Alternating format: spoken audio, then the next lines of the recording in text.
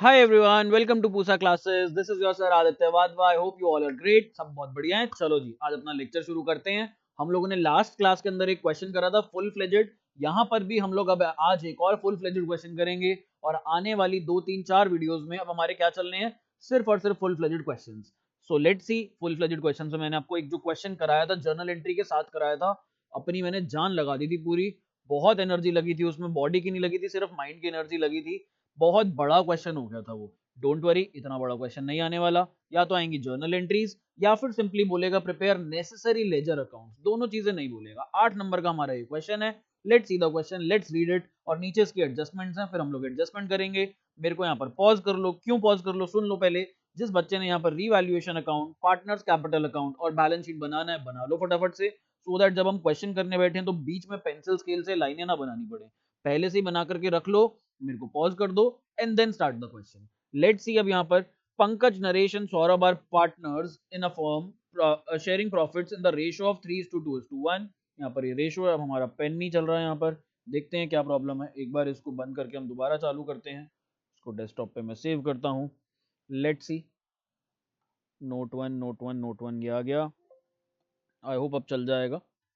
3:2:1 चल गया हमारा ये. चलो आगे बढ़ते हैं. On 1st April 2020, Naresh retired and on that date the balance sheet of the firm was as follows. तो ये जो बीच वाला पार्टनर है नरेश, ये भाई साहब रिटायर हो जाते हैं फर्म से. नीचे हम लोगों को बैलेंस शीट गिवन है. बैलेंस शीट पढ़नी अब आप लोगों को आ गई है. अगर अभी भी बैलेंस शीट पढ़नी नहीं आई तो मैं कहूंगा कि अभी थोड़ी सी दिक्कत है. प्लीज बैलेंस शीट को समझने की कोशिश करो. 11th क्लास से पढ़ते आ रहे हो. 11th क्लास का लास्ट चैप्टर था, सेकंड लास्ट चैप्टर था, financial statements of sole proprietorship with adjustment and without adjustment. Balance sheet में एसेट्स लायबिलिटीज क्या होते हैं, लायबिलिटीज का कॉम्पोजिशन क्या होता है. अगर अभी भी नहीं समझ आई, यूट्यूब पे ना एक वीडियो डाली हुई है मैंने. सर्च करना balance sheet by Aditya Wadhwa sir. आपको वहां पर वो वीडियो मिल जाएगी. बैलेंस शीट समझने की कोशिश करो कि बैलेंस शीट होती क्या है. अब यहाँ पर हमारे पास general reserve, sundry creditors, liability side पे दे रखे हैं चीजें. Provision for legal damages, outstanding salary, capital accounts के बैलेंसेस. एसेट्स में भी हमें कुछ कुछ चीजें दे रखी हैं. नीचे सीधा सीधा हम लोग यहाँ पर एडजस्टमेंट पर आते हैं. एडजस्टमेंट में पहली adjustment, premises have appreciated by 20%. जैसे डेप्रिसिएशन होता है fall in value of an asset, appreciation होता है increase in value of an asset. क्या किसी एसेट की वैल्यू बढ़ती है? बिल्कुल बढ़ती है. जिस मकान में, जिस घर में आप रह रहे हो, इसकी वैल्यू बढ़ती रहेगी. अगर आप इसके ओनर हो तो आज से 5 साल बाद देखना ये घर आपका ज्यादा महंगे में बिकेगा. अगर आप किराएदार हो, आप खरीदना चाहते हो, तो अभी खरीद लो, क्योंकि आने वाले टाइम में मकान क्या हो जाएंगे, महंगे हो जाएंगे. लैंड एंड बिल्डिंग पे जनरली एप्रिसिएशन हो जाता है. तो यहाँ पे प्रेमाइसिस के ऊपर एक एडजस्टमेंट है. तो जिस जिस चीज पर एडजस्टमेंट, उस पर हम लोग अपने डॉट्स लगा लेंगे, जैसी हमारी प्रथा चलती आ रही है. स्टॉक डेप्रिशिएटेड बाय 10%, हमारा स्टॉक डेप्रिशिएट हो गया.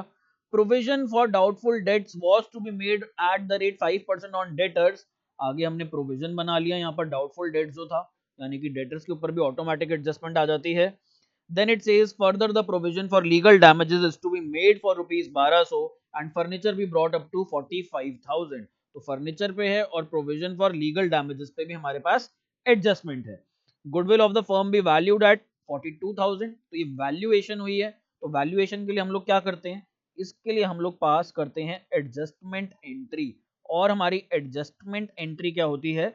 Adjustment entry is gaining partners capital account debit to sacrificing partners capital account. Next it says 26,000 from Naresh capital account transferred to his loan account and the balance be paid through bank. If required, necessary loan may be obtained from bank. Very very very important adjustment. ये adjustment की वजह से ये question कराया जा रहा है. जब ये एडजस्टमेंट का यूज आएगा सबसे एंड में आएगा, क्वेश्चन के बिल्कुल लास्ट पार्ट में आएगा, तब इसको अच्छे से समझाऊंगा. अभी के लिए बस ये कह रहा है कि 26,000 जो है नरेश के कैपिटल अकाउंट से उसके लोन अकाउंट में ट्रांसफर कर दो. कौन से 26,000? क्या इस 30,000 में से 26,000? जी नहीं. जो इसका बैलेंस एंड में बचेगा सारी कैलकुलेशंस करने के बाद, उस बैलेंस में से 26,000 तो उसके लोन में डाल दो और बाकी का क्या करो, बैलेंस पे कर दो. कैसे? बैंक से. और बैंक में हमारे पास यहाँ पर कैश पड़ा है, इतना इतना बैलेंस पड़ा है बैंक में हमारे पास 7600. यदि इससे ज्यादा पे करना होगा तो क्या करो, इफ रिक्वायर्ड नेसेसरी लोन में बी ऑब्टेन्ड. अगर जरूरत पड़े तो बैंक से लोन ले लेना. तो यहां पर हम लोग आगे देखते हैं. Last point, new profit sharing ratio of Pankaj and Saurabh is decided to be 5:1. तो ये मेरा दिल थोड़ा सा यहाँ पर टूट गया. ये दिल सही नहीं बना बट टूट गया. क्यों टूट गया? क्योंकि यहाँ पर हम लोगों को अब क्या निकालना पड़ेगा, गेनिंग या सैक्रिफाइसिंग रेशो। अगर यहाँ पर नरेश चला जाता चुपचाप तो इनकी बची कुची रेशो हो जाती 3:1, बट इन्होंने अपनी रेशो चेंज करी, तो यहाँ पर मेरे को अब सैक्रिफाइसिंग या गेनिंग रेशो निकालनी पड़ेगी। नहीं तो हमारे पास ऑटोमेटिकली गेनिंग या सैक्रिफाइसिंग रेशो कितनी होती, 3:1 होती। बट अब यहाँ पर गिवन है तो हम लोग देखते हैं। तो सबसे पहले क्या करें, सबसे पहले गुडविल की एडजस्टमेंट करें या क्या करें, चलो हम बैलेंस शीट से देखते हैं, लाइबिलिटीज से देखते हैं। तो सबसे पहले हम लोग ना पार्टनर्स के कैपिटल अकाउंट के बैलेंसेस लिख लेते हैं, 46, 30 और 20।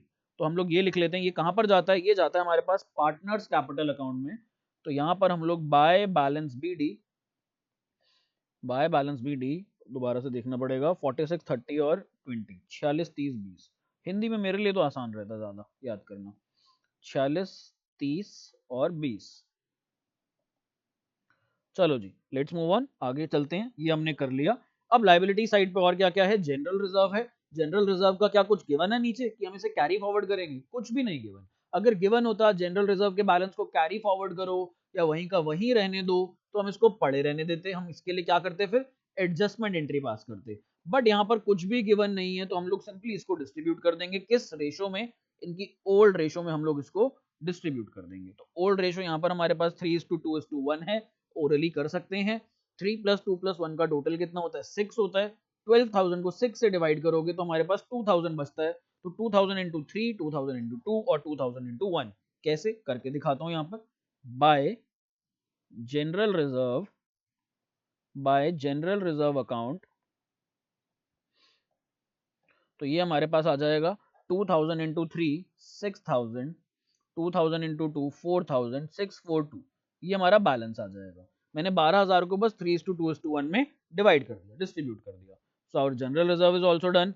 सन्ड्री क्रेडिटर्स के ऊपर कोई एडजस्टमेंट नहीं है, तो सीधा सीधा सन्ड्री क्रेडिटर्स को बैलेंस शीट में ले जाते हैं 15,000 रुपए। तो यहां पर मैं लिख देता हूं सन्ड्री क्रेडिटर्स 12,000 रुपए। चलो जी, आगे बढ़ते हैं। अब हम लोग 15,000 है, सॉरी अमाउंट मैंने गलत लिख दी, दिस इज 15,000। सही कर लेते हैं अमाउंट को। प्लीज ध्यान रखना, कई बार ना हम बैलेंस शीट में ऊपर नीचे वाली अमाउंट लिख देते हैं। मैंने भी ये गड़बड़ करी, ऊपर 12,000 था, मैंने इसको सन्ड्री क्रेडिटर्स में डाल दिया। ये गलतियां ना होती हैं, नंबर्स का खेल है, हमारा दिमाग ना कई बार कॉन्सेंट्रेटेड नहीं होता, तो कई बार ऐसी गड़बड़ रहती है, प्लीज ध्यान रखना। बिल्स पेबल है 12,000 रुपए के, तो बिल्स पेबल का अब हम ध्यान रखेंगे, 12,000 रुपए यहाँ लिख देंगे। बिल्स पेबल पर भी हमारी कोई एडजस्टमेंट नहीं है। Bills payable 12,000। चलिए जी, और आगे बढ़ें, और आगे देखें क्या है हमारे पास। मैं थोड़ा सा यहाँ पर अपनी एडजस्टमेंट कर लूँ। बिल्स पेबल भी हो गया। Outstanding salary, outstanding salary 2200 given है, ये भी सीधा सीधा यहाँ पर आ जाएगी। आउटस्टैंडिंग सैलरी ये आ जाएगी हमारे पास 2200 रुपए। फिर आगे बढ़ते हैं। प्रोविजन फॉर लीगल डैमेजेस, इसके ऊपर एडजस्टमेंट है, एंड में देख लेंगे एडजस्टमेंट को। एसेट्स वाली साइड पर आ जाओ। बैंक बैलेंस गिवन है, बैंक बैलेंस छेड़ा जाएगा। क्यों छेड़ा जाएगा, क्योंकि नीचे यहाँ पर बोल रहा है या तो बैंक लोन ले लो या बैंक से अमाउंट पे कर दो, तो इस पे भी हम लोग एक एडजस्टमेंट मार्क कर देते हैं। और अगर हम नीचे आगे बढ़े तो हर चीज पर एडजस्टमेंट है। अब आ जाओ, 1 बाय 1 हम लोग एडजस्टमेंट करेंगे। नीचे ए पार्ट पर आ जाते हैं, एडिशनल इन्फॉर्मेशन में ये जो गिवन है। ए पार्ट कहता है premises have appreciated by 20%। Premises क्या होते हैं, बिल्डिंग का पार्ट होते हैं। बिल्डिंग जिसके अंदर आप काम करते हो या ऑफिस स्पेस जिसके अंदर आप काम करते हो, उसको प्रीमाइसेस बोला जाता है या प्रीमिसेस बोला जाता है। तो यहाँ पर 80,000 के एप्रिशिएट करना है 20% से, तो यानी कि इंटू 20% करेंगे अगर, तो ये आ जाएगा हमारे पास 16,000। 16,000 रुपए से हमें इसकी वैल्यू बढ़ानी है, तो रीवैल्यूएशन में क्रेडिट साइड पर लिख देंगे बाय प्रेमिसेस अकाउंट 16,000, 16,000। और साथ में क्या करेंगे, हाथ के हाथ हम लोग बैलेंस शीट में एसेट्स में लिख देंगे प्रेमिसेस, और इसकी वैल्यू कितनी हो जाएगी अब 80,000 प्लस 16,000, जितने से ये हमारा बैलेंस बढ़ गया, तो ये हमारे पास इधर आ जाएगा 96,000 रुपीज। फिर हम लोग आगे बढ़ते हैं। प्रेमिसेस वाली एडजस्टमेंट हमने कर ली, इसी में और भी है। स्टॉक डेप्रिशिएटेड बाय 10%, तो ये 9,000 का स्टॉक था, 10% से इसको घटाना है। दैट मीन्स यहाँ पर हमने इसको 900 से इसकी वैल्यू को कम कर देना है। तो स्टॉक की वैल्यू कम हो रही है, तो रीवैल्यूएशन के debit side to stock account, यहाँ पर हम लोग लिख देंगे 900, और साथ ही साथ हम लोग बैलेंस शीट में डाल देंगे यहाँ पर स्टॉक हमारे पास 9,000 का था, जिसकी वैल्यू हमने 900 रुपए से डेप्रीशिएट कर दी। तो ये हमारे पास बच गया इधर 8100 का। अपने कॉन्सेप्ट स्ट्रॉन्ग रखना, आंसर पक्का मैच हो जाएगा। ऐसा हो ही नहीं सकता। अगर आपके कॉन्सेप्ट ठीक है, आपकी क्लैरिटी है क्वेश्चन को लेकर, कॉन्सेप्ट को लेकर, तो आप गलत हो जाओ, कहीं गलत नहीं होंगे। एक एक चीज हम लोग मार्क करके कर रहे हैं, टिक लगा रहे हैं। कोई भी चीज मिस हो रही है तो उसको हम लोग देख लेंगे, क्योंकि उस पर टिक नहीं लगा होगा। हमने फुल फ्लेजेड अप्रोच फॉलो करी है ढंग से। अब हमारी गलती नहीं होगी। होगी भी तो ज्यादा से ज्यादा कैलकुलेशन की, या कोई अमाउंट हमने उठा के गलत लिख दी होगी। स्टेप मार्किंग होती है। 8 में से 6.5 7 नंबर तो हर बच्चे के आएंगे यदि आप ये टेक्निक फॉलो करोगे। मैं चाहता हूं आप 8 में से 8 ही लाओ, कोई गड़बड़ ना हो। तो हम लोगों ने यहाँ पर स्टॉक की एडजस्टमेंट कर ली, प्रीमाइसेस की एडजस्टमेंट कर ली, टिक लगा देते हैं। फिर उसके बाद है provision for doubtful debts to be made at the rate 5% on debtors. Debtors पे 5% बनाना है। तो 6,000 रुपए के हमारे यहाँ पे डेटर्स हैं। अगर मैं इसका 5% निकालता हूँ तो कितना हो जाता है? 6 इंटू 5, ये हमारे पास 300 रुपीज हो जाता है। और हमने प्रोविजन बनाया कितने का हुआ बच्चों? हमने प्रोविजन बनाया हुआ 400 रुपए का। चाहिए हमें सिर्फ और सिर्फ 300 रुपए का। तो 100 रुपए के प्रोविजन को खत्म कर दो, वापस से राइट बैक कर दो। अगर मैं प्रोविजन को खत्म कर दूं तो ये मेरी कमाई होती है। अगर मैं प्रोविजन एक्स्ट्रा बनाना होता है तो मेरा खर्चा होता है। प्रोविजन अगर कम करना है तो ये मेरी कमाई है। तो यहां पर मैं लिखूंगा by provision for doubtful dates या बैड डेट्स। प्लीज ये जरूर लिखना, क्योंकि यहाँ पर प्रोविजन फॉर लीगल चार्जेस भी है। तो यहाँ पर हम लोग 100 रुपए से राइट बैक कर देंगे। और यहाँ पर बैलेंस शीट के अंदर हम लोग अपना डेटर्स का इनर कॉलम में बैलेंस लिखेंगे कितना? वही 6,000 जो गिवन था। और इसमें से हम लोग अब प्रोविजन माइनस करेंगे 300 रुपए। तो ये हमारे पास 5,700 आ जाएगा, less provision for bad debts या फिर डाउटफुल डेट्स, जो भी क्वेश्चन में गिवन है वो नाम लिख लेना। चलिए जी, आगे देखें। अब हमारे डेटर्स भी हो गए, तो डेटर्स पे भी हम लोग टिक कर देते हैं। ये भी हमने कर लिया, प्रोविजन भी कर लिया। आगे क्या कहता है? Provision for legal damages is to be made for rupees 1200। 1200 रुपए का प्रोविजन बनाना है लीगल डैमेजेस का। लीगल डैमेजेस हमें क्वेश्चन में गिवन है 6,000 रुपए के। तो ये 6,000 को 1200 पर लेकर के आना है। यानी कि 4800 का जो प्रोविजन है वो वापस से राइट बैक कर दो। जो ये प्रोविजन है इसकी रिक्वायरमेंट नहीं है, सिर्फ 1200 रुपए तक का प्रोविजन रखो। उसके अलावा जो भी एक्सेस अमाउंट है उसको वापस से अपनी कमाई में, वापस से अपनी इनकम में डाल लो। तो यहाँ पर हम लोग वापस से अपनी इनकम में डाल लेंगे by provision for legal damages. इसको हम लोग यहाँ पर वापस से लिख रहे हैं। और वापस से लिखने पर ये हमारे पास इधर आ जाएगा कितना? 4,800 रुपीज। और साथ में हम लोग क्या करेंगे? अब लाइबिलिटी हमारी कम हो गई। यहाँ पर प्रोविजन फॉर लीगल डैमेजेस, ये कितना आ जाएगा? ये हमारे पास आ जाएगा 4,800 नहीं, कितने का मेंटेन करना था? 1,200 रुपए का। तो ये हमारे पास 1,200 रुपए का यहाँ पर मेंटेन हो गया। और आगे देख लें। और आगे देखते हैं हम लोग। तो हमने ये भी कर लिया, प्रोविजन लाइबिलिटी साइड हमने पूरी निपटा ली। पूरी की पूरी लाइबिलिटी साइड खत्म हो गई। एसेट की भी ऑलमोस्ट साइड खत्म हो गई। अब हमारे पास गुडविल की वैल्यूएशन है। अच्छा नहीं, हमारा फर्नीचर रह गया भाई। अभी फर्नीचर रहता है, इसको मत मिस करना। फर्नीचर भी ब्रॉट अप टू 45,000। फर्नीचर की वैल्यू 45,000, 45,000 दिखा दो। अभी कितनी है फर्नीचर की वैल्यू? अभी फर्नीचर की वैल्यू है यहाँ पर 41,000। इसको 4,000 रुपए से बढ़ाना है। तो आ जाओ भैया, फर्नीचर को बढ़ा देते हैं। पहले तो यहाँ पर मैं बैलेंस शीट में लिख रहा हूँ फर्नीचर कितना? 45,000 का डाल रहा हूँ।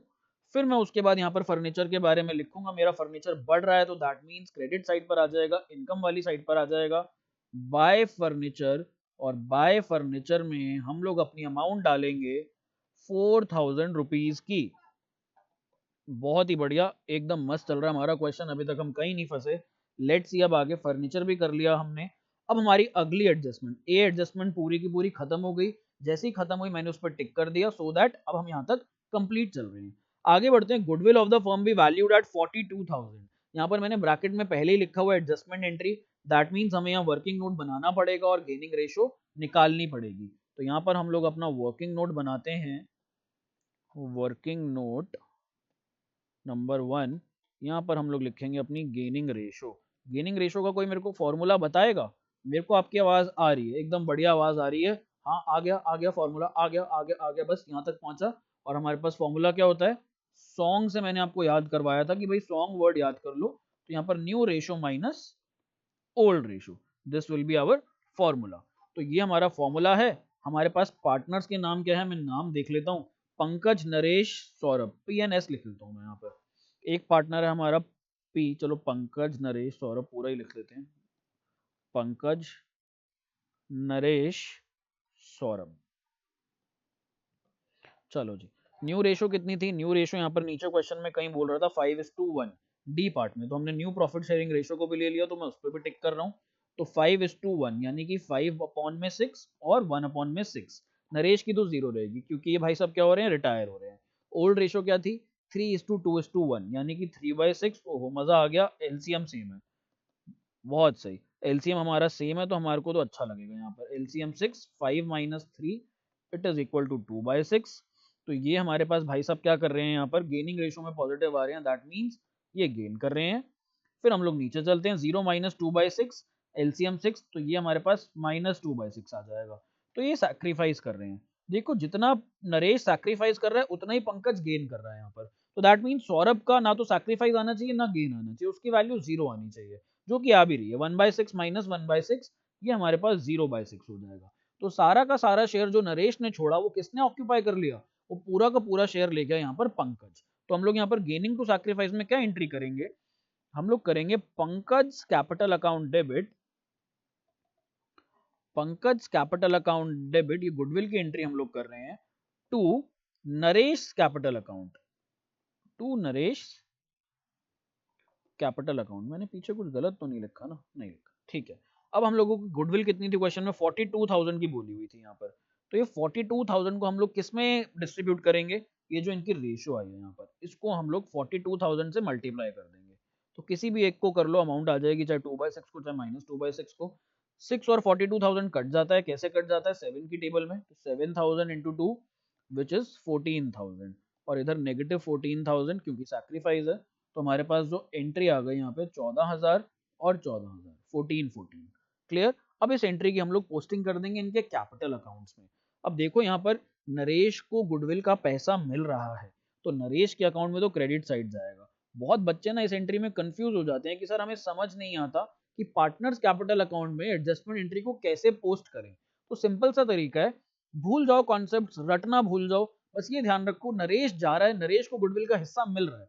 जब नरेश को गुडविल का हिस्सा मिलेगा तो यहाँ पर उसका कैपिटल अकाउंट क्या हो जाएगा? उसका कैपिटल अकाउंट क्रेडिट हो जाएगा। तो नरेश के हिस्से में हम लोग यहाँ पर 14,000 क्रेडिट में लिखेंगे। किसकी वजह से हो रहा है? कौन से पार्टनर की वजह से हो रहा है? जो पार्टनर इसको पैसा दे रहा है उस पार्टनर का नाम है पंकज। तो बाय पंकज कैपिटल अकाउंट। और इधर आ जाओ, पंकज को हिस्सा देना पड़ रहा है तो पंकज के अकाउंट से पैसा जाएगा, इसलिए पंकज का अकाउंट क्या हो जाएगा यहाँ पर? डेबिट हो जाएगा। ये हमारी डेबिट साइड, ये हमारी क्रेडिट साइड। अच्छा, जितने भी बच्चे जुड़े हुए हैं जो मेरे साथ 11th में नहीं थे यहाँ पर, तो क्या आपको डीआर और सीआर का मतलब पता है? सारे बच्चों की एक साथ आवाज आई, सर डीआर का मतलब डेबिट, सीआर का मतलब क्रेडिट। और मेरी एक आवाज आई कि सबका आंसर गलत। यहाँ पर डीआर का मतलब डेबिट नहीं, सीआर का मतलब क्रेडिट नहीं। डीआर का मतलब होता है डेबिट रिकॉर्ड और सीआर का मतलब होता है क्रेडिट रिकॉर्ड। ये आपसे इंटरव्यूज में क्वेश्चन पूछे जाएंगे और वहां पर आप मेरे को याद करके थैंक यू बोलोगे। तो डीआर का मतलब डेबिट रिकॉर्ड, सीआर का मतलब क्रेडिट रिकॉर्ड। चलिए जी, तो यहां पर हम लोग लिखेंगे किसकी वजह से जा रहा है पंकज का बैलेंस? नरेश की वजह से। सो इधर हम लोग to Naresh capital account, to Naresh capital account. चलिए जी, हमारे पास गुडविल की भी एडजस्टमेंट हो गई, एंट्री हमारे पास हो गई गुडविल की भी। आगे हम लोग, अब हमारे पास सी पार्ट रह गया सिर्फ, बाकी सारी चीजें हो गई। ऊपर भी एक बार चेक कर लेते हैं, बैंक का बैलेंस रहता है हमारे पास और सी पार्ट रहता है, ये दो चीजें रहती हैं, बैंक बैलेंस और ये सी पार्ट। इसके अलावा हमने आई गेस ऑलमोस्ट सब पे टिक लगा हुआ है, तो दैट मीन्स हमारा क्वेश्चन ऑलमोस्ट समाप्त। इस एंट्री को करने से पहले सबसे पहले हम लोग रीवैल्यूएशन को बैलेंस कर लेते हैं। तो यहाँ पर रीवैल्यूएशन में देख लो, क्रेडिट साइड ज्यादा लग रही है मुझे। क्रेडिट साइड हमारी कितनी है? 16 और 4 20, 20 4800, 24,900, 24,900 रुपए, 24,900 रुपीज, यही हमारे पास डेबिट साइड होनी चाहिए, 24,900 रुपए। और इधर हम लोगों को क्या आ जाएगा? Revaluation to revaluation profit. चलिए जी, इधर हम लिख देंगे एक्स कैपिटल अकाउंट। एक्स क्यों लिख रहा हूँ मैं, मेरे दिमाग में एक्स वाई जेड ही चलता है हमेशा, एक्स की बहुत याद आती है। चलो यहाँ देखते हैं, Pankaj Naresh Saurabh. Pankaj capital account, Naresh capital account और साथ में सौरभ, सौरभ कैपिटल अकाउंट। कई बार मन करता है डॉक्टर वाली हैंडराइटिंग लिखूं, बस पहला लेटर लिखो और लाइन डाल दो। डॉक्टर लोग ऐसे करते हैं ना, उसमें क्या होता है, टाइम बच जाता है, बहुत ज़्यादा आलस आता है। तो यहाँ पर हमारे पास बैलेंसिंग फिगर कितना है, 24,000 आ जाएगा, ये 24,000 आ जाएगा। इस 24,000 को 3:2:1 में डिस्ट्रीब्यूट कर दो। कैलकुलेशन मत करना प्लीज, स्मार्ट बनना। 12,000 रुपए का जनरल रिजर्व डिस्ट्रीब्यूट करा था, ये जनरल रिजर्व 12,000 का डिस्ट्रीब्यूट करा था, अब इसके डबल अमाउंट डिस्ट्रीब्यूट करनी है। तो जब जनरल रिजर्व डिस्ट्रीब्यूट करा था 6, 4 और 2 लिखा था, तो अब कितना लिख देंगे, 12, 8 और 4। तो यहाँ पर ये 12,000, 8,000 और 4,000। स्मार्ट बनो, हार्ड वर्क से ज्यादा स्मार्ट वर्क करो, ठीक। ये हमारे पास टोटल आ गया यहाँ पर, एंड हमारा ये रीवैल्यूएशन अकाउंट खत्म। रीवैल्यूएशन के प्रॉफिट को हम लोगों को ट्रांसफर करना पड़ेगा कहाँ पर, पार्टनर्स के कैपिटल अकाउंट में। तो यहाँ पर हम लोग लिखेंगे बाय रीवैल्यूएशन अकाउंट, चाहो तो ब्रैकेट में यहाँ पर लिख लेना प्रॉफिट, नहीं भी लिखोगे तो भी कोई फर्क नहीं पड़ता। और हमारे बैलेंसेस आएंगे 12,000, 8,000 और 4,000, 12, 8 एंड 4,000। अब कुछ रह गया क्या करना, अब मेरे हिसाब से तो और कुछ नहीं है, अब सीधा सीधा इनकी बैलेंसिंग करनी है। तो बैलेंसिंग के लिए पॉइंट पढ़ते हैं, सी पॉइंट में क्या कहता है, let's see that point. 26,000 from Naresh capital account be transfer to his loan account. ठीक है भाई, नरेश की कैपिटल से 26,000 रुपए कहाँ पे डाल दो, उसके लोन अकाउंट में डाल दो। तो इधर हम लोग यहाँ पर लिखेंगे टू नरेश लोन अकाउंट। पहले देख लें बैलेंस कितना आ रहा है, नरेश को देना कितना है, टोटल्स कर लें एक बार एंड में हम लोग यहाँ पर। तो टोटल्स कर लेते हैं एक बार, देख लेते हैं। हमारे पास पंकज का टोटल आ रहा है 46 + 6 52, 52 और 12 64,000। नरेश का आ रहा है 30, 4 34, 34 14 48, 48 और 8 56। ये आ रहा है हमारे पास 56,000। सौरभ का आ रहा है 20, 2 22, 22 4 26, 26,000 रुपए। यहाँ पर भी यही आना चाहिए, टोटल्स लिख लो यहाँ पर। 64, 64,000, 56, 56,000 and then we have 26 which is 26,000। चलिए जी, अब कह रहे हैं नरेश का जो बैलेंस है, नरेश का बैलेंस कितना बन रहा है, नरेश का बैलेंस बन रहा है ये वाला 56,000 रुपीज। डेबिट साइड पे उसकी कोई एंट्री नहीं है, तो हमने उसको 56,000 देने हैं। कहता है 56 में से 26,000 तो उसके लोन अकाउंट में डाल दो। हम अभी नहीं दे पाएंगे, लोन मान के चल लो, हम लोग बाद में दे देंगे उसको पैसे। हमने कहा लो जी, नरेश को अभी पैसा नहीं दे पा रहे, 26,000 रुपए हम यहाँ पर लिख लेते हैं। उसके बाद क्या कहता है क्वेश्चन में, उसके बाद कहता है कि बाकी बैलेंस तो भैया अभी देना पड़ेगा बैंक अकाउंट से। तो हम यहाँ पर लिख लेते हैं बाकी बैलेंस, दे देते हैं इसको to bank account. To bank account 56,000 में से अगर मैं 26,000 लोन में डाल रहा हूँ, तो बाकी कैश में कितना दूंगा या बैंक बैलेंस से कितना दूंगा, 30,000 रुपए दूंगा। हो गया मेरा टोटल। क्या मेरे पास बैंक में 30,000 रुपए पड़े थे, एक बार बैलेंस शीट में देखें जरा। बैंक बैलेंस पड़ा अपने पास 7600, और हमने दे कितना दिया, 30,000। तो कैसे दे देंगे, दे ही नहीं पाएंगे। बट क्वेश्चन ने आगे एक लाइन गिवन थी यहाँ पर, इफ रिक्वायर्ड नेसेसरी लोन में B obtain from the bank. अगर जरूरत पड़े तो लोन ले लेना।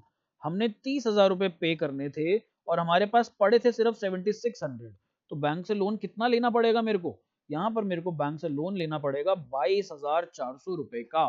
तो बैंक से लोन ले लेता हूँ मैं यहाँ पर 22,400 का। ये देखते हैं यहाँ पर, बैंक लोन लेना पड़ेगा भैया 22,400 रुपए का। तो बैंक लोन जब हम 22,400 का लेंगे, तो अब बैलेंस शीट में हमारे एसेट्स में बैंक बैलेंस नहीं आएगा, क्या आएगा यहाँ पर, बैंक ओवरड्राफ्ट या फिर loan from bank. Bank overdraft लिख सकते हो यहाँ पर चाहो तो, या फिर लोन फ्रॉम बैंक लिख सकते हो। लोन फ्रॉम बैंक कितना, 22,400, ये हमें लोन लेना पड़ गया।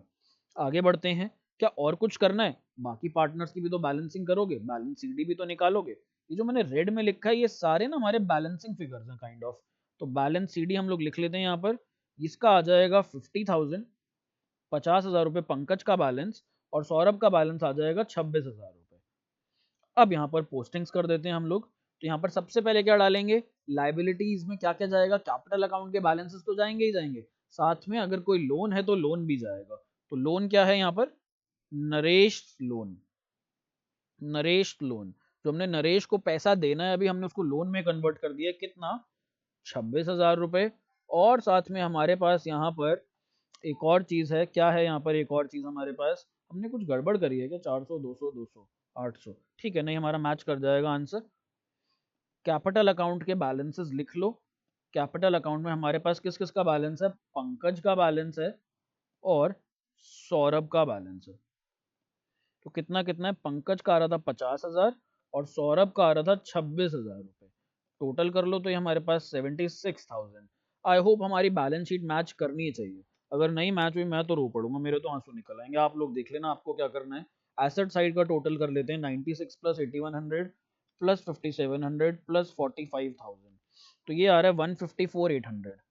इतना ही आना चाहिए, आई एम एक्सपेक्टिंग। प्लीज़ इतना आ जाए, भगवान से दुआ करो, क्योंकि हम हर बच्चा ना बैलेंस शीट बनाने के बाद दुआ ज़रूर करता है कि भाई इतना आंसर काश हमारा मैच हो जाए, नहीं तो दिक्कत हो जाएगी। लेट्स सी, लाइबिलिटीज़ का भी टोटल कर लेता हूँ, इतना ही आना चाहिए। 15 प्लस 12 27, 27 प्लस 3400 कर लेते हैं उसको, 2200 प्लस 1200, फिर हमारे पास 22,400 प्लस 26,000 प्लस 76,000, जान में जान आई, और हमारी बैलेंस शीट टैली। होगी कैसे नहीं टैली, अभी तक तो मैं रो रहा था, अभी तक तो मैं टेंशन ले रहा था, बट मेरे को अंदर कहीं ना कहीं कॉन्फिडेंस था मेरे ऊपर, क्योंकि मैंने अपने जो कॉन्सेप्ट थे, मैंने जो अपनी क्लैरिटी थी वो यहाँ पर रखी क्वेश्चन में। जहाँ वर्किंग नोट रिक्वायर्ड थे मैंने वहाँ वर्किंग नोट बनाए, और जहाँ पे मैंने जो जो चीज़ें कर ली थी मैं उनको टिक करता हुआ चलता गया। तो यहाँ पर ऐसी कोई चीज़ है नहीं जो मैं मिस कर देता। इस वजह से अगर आप लोग भी यही अप्रोच फॉलो करोगे, डेफिनेटली आपका आंसर गलत नहीं होगा। अगर कैलकुलेशन मिस्टेक हुई या कोई सिली मिस्टेक हुई, जैसे कि मैं कर रहा था, 12,000 की जगह 15,000 लिख रहा था, तो यहाँ पर आप लोगों को स्टेप्स के नंबर मिल जाएंगे, और इस छोटी सी गलती की वजह से आपका आधा नंबर जाएगा मैक्सिमम। सो आई होप आपको ये क्वेश्चन समझ में आया। वीडियो यहाँ पे खत्म नहीं कर रहा, चिंता मत करो। फुल फ्लेजेड क्वेश्चंस वाली वीडियोस में आपको हर बार 2 क्वेश्चंस तो मिलेंगे ही मिलेंगे। तो अब हम लोग अपने नेक्स्ट क्वेश्चन की तरफ बढ़ते हैं। कुछ ना कुछ पॉइंट उसमें भी होगा जो आपको समझाना होगा मैंने। इसके बाद, इस वीडियो के बाद हम लोग कैपिटल एडजस्टमेंट्स पे मूव ऑन कर जाएंगे। ये भी आपके सिंपल क्वेश्चंस हैं without any capital adjustment. So let's see the next one.